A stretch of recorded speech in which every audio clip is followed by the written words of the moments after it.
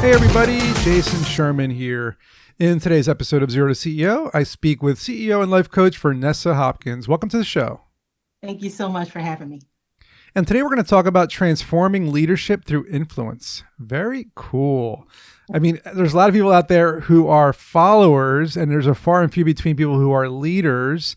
And, it's not easy to become a leader because you have to have a lot of qualities. And before we get into the episode and the topic, and I know you have a lot of work in consulting in this industry.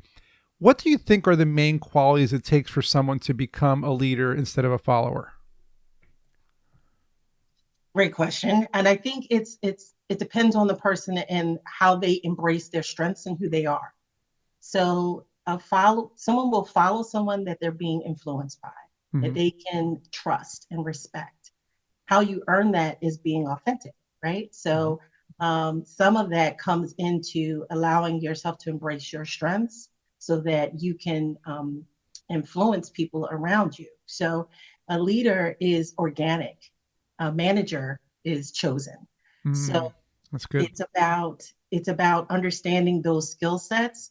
And that's why they say a natural born leader and those type of taglines that we've heard throughout our careers.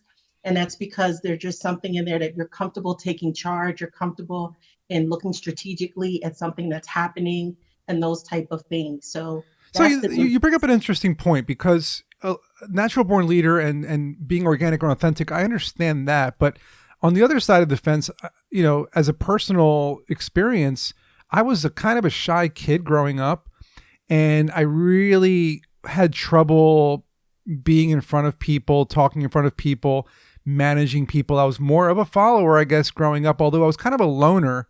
And over time, years and years and years of like working with people and managing people and leading people, I sort of got the confidence to become a leader.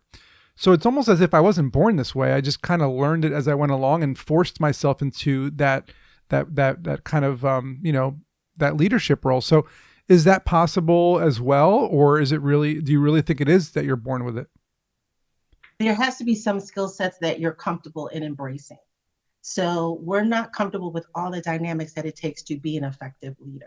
Okay. So, the most quiet leaders are probably the most impactful because people are searching to find out more information and grow versus it just being gregarious and right in front of them.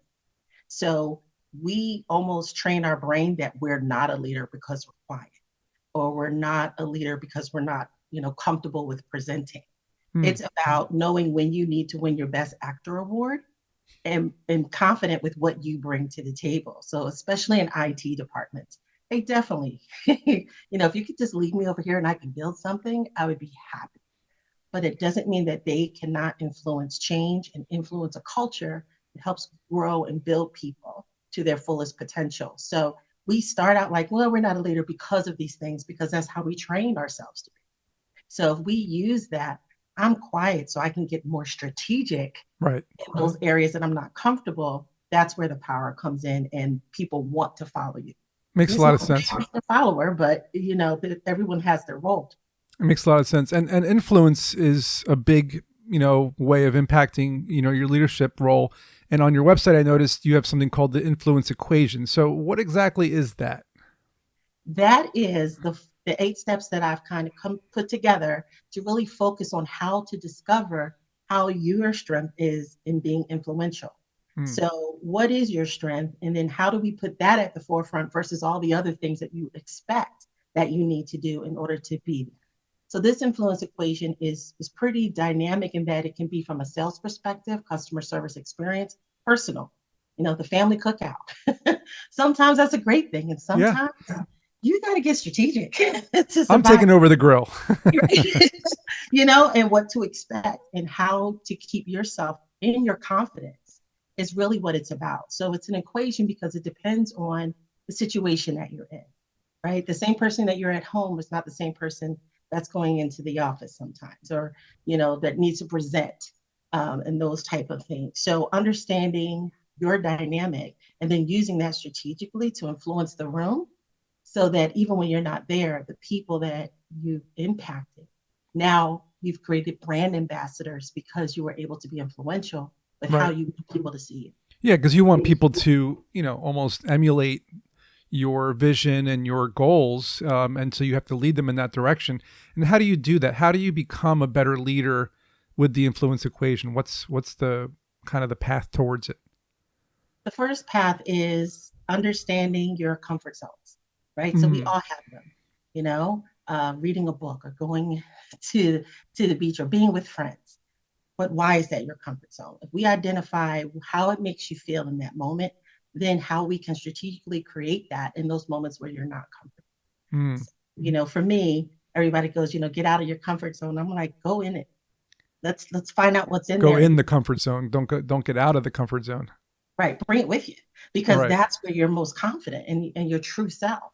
And then strategically, what are your strengths, Right. And then we kind of put those things together and map it through the certain situations that you find yourself in for business, customer experience interaction, business interactions, and those type of things.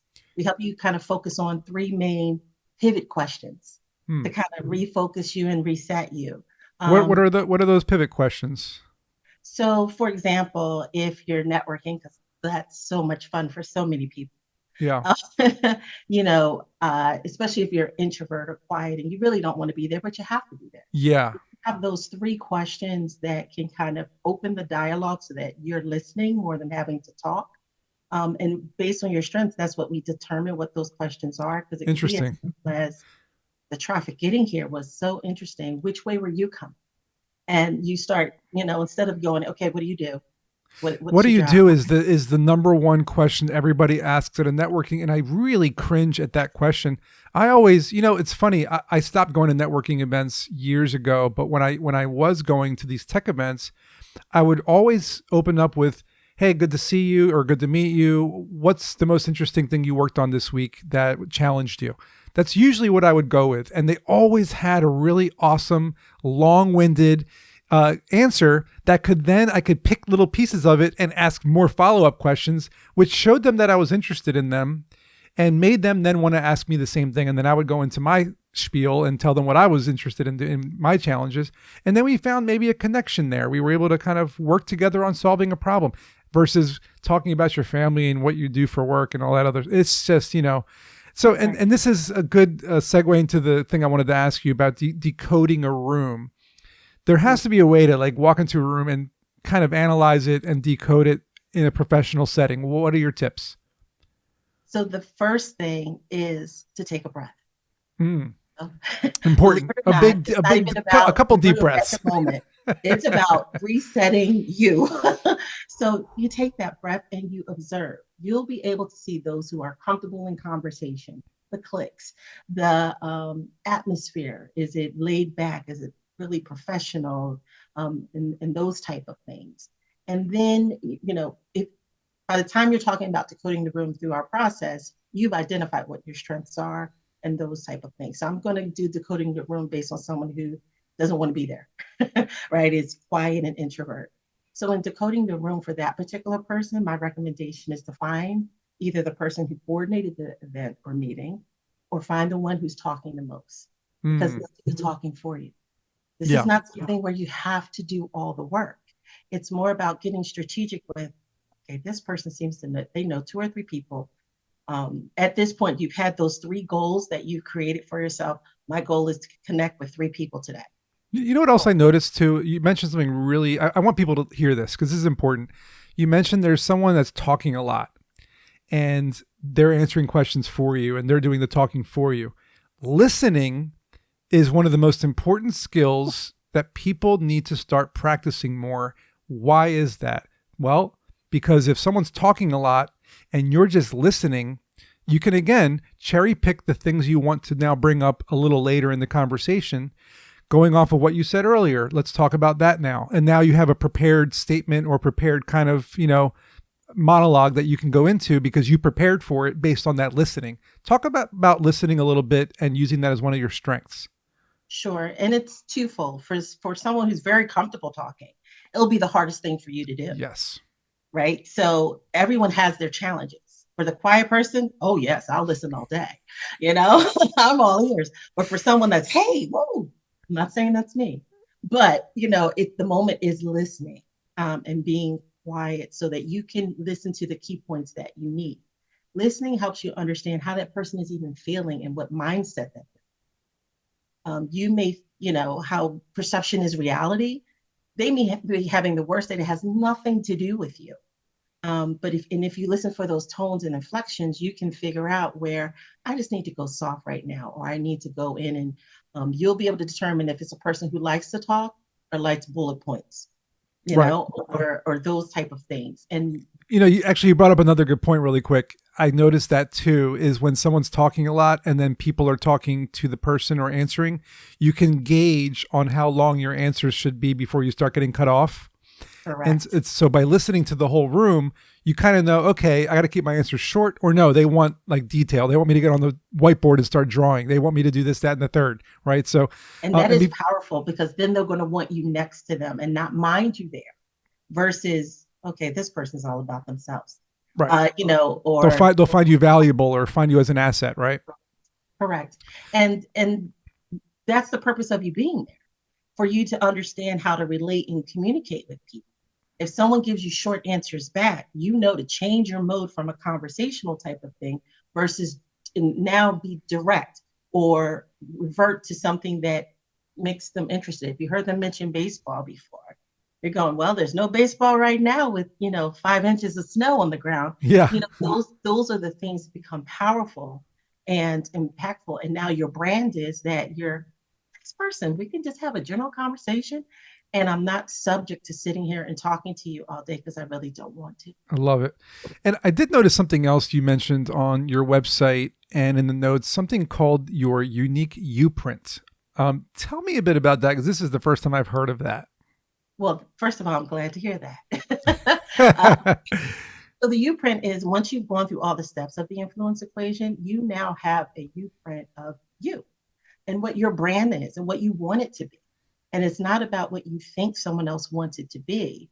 It's influencing people that they want what you're offering, because of the way you're Okay. able to package yourself. So you're going to have your pivot questions. You're going to have your tools of success to keep you in your comfort zone when you're in the more challenging situations, or when you really need to shine. This Right. isn't about being demure. It's about being impactful. There's many people that have come to me and like, oh yeah, I know you don't want this, and I've never said it to them. Hmm. I'm like, oh, okay, well, then that worked. So you don't want to go here, do you? And sometimes I go, it's not about wanting to go there. It's, let's talk about it a little bit more. And I get a chance to explain myself or defend myself to whatever needs to be. And I've created stronger relationships, because now when someone asks them about me, they're using the words that I want them to use. Right.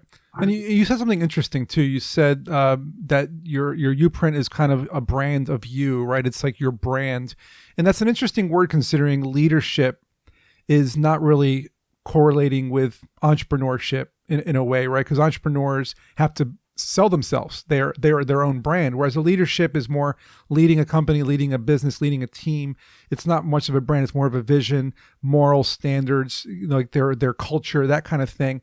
So I like that you said that, because when it comes to a brand, you're selling yourself, right? In a sense, a leader has to sell themselves to empower their team to achieve more. So tell me, like, before we wrap up, what is one of the main things you could do as a leader to improve your influence for your team? With everything we talked about, maybe we missed a couple things.